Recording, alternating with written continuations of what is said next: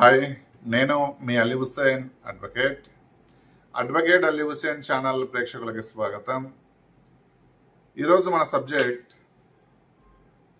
తల్లి లేదా తండ్రి తరపున చెక్ని తన కుమారుడు కోర్టులో కేసు ఫైల్ చేసి వాయిదాలకి అటెండ్ అవ్వచ్చా అంటే అటెండ్ అవ్వచ్చు అని చట్టం చెప్తుంది.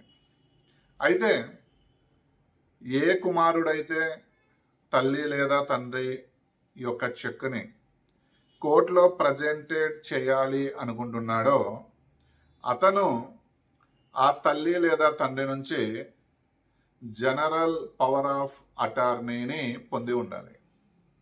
అయితే general power of attorney registration ఏమన్నా అయ్యి ఉండాలా అంటే రిజిస్ట్రేషన్ చేయవలసిన అవసరం లేదు.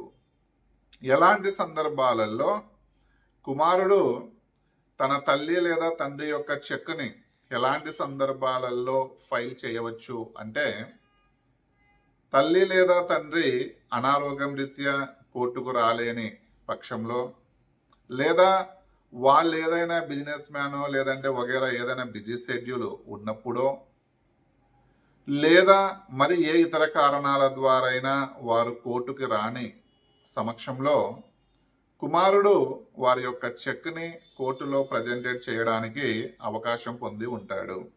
అయితే చెక్ నేమ్ ఎవరి మీద అయితే ఉంటుందో అంటే చెక్కులో నేము తల్లి లేదా తండ్రి పేరు ఉన్నప్పుడు కోర్టులో సాక్ష్యం ఎప్పుడైతే మొదలవుతుందో ఆ సాక్ష్యం సమయంలో అంటే ఎవిడెన్స్ సమయంలో ఖచ్చితంగా చెక్ ఎవరి నేమ్ మీద బౌండ్ చేయబడి ఉంటే ఖచ్చితంగా వారు కోర్టుకు వచ్చి ఆ డేట్ హియరింగ్కి ప్రజెంట్ అవ్వవలసి ఉంటుంది. సో ఇది నా వీడియో. ఈ వీడియో నచ్చితే లైక్ చేయండి.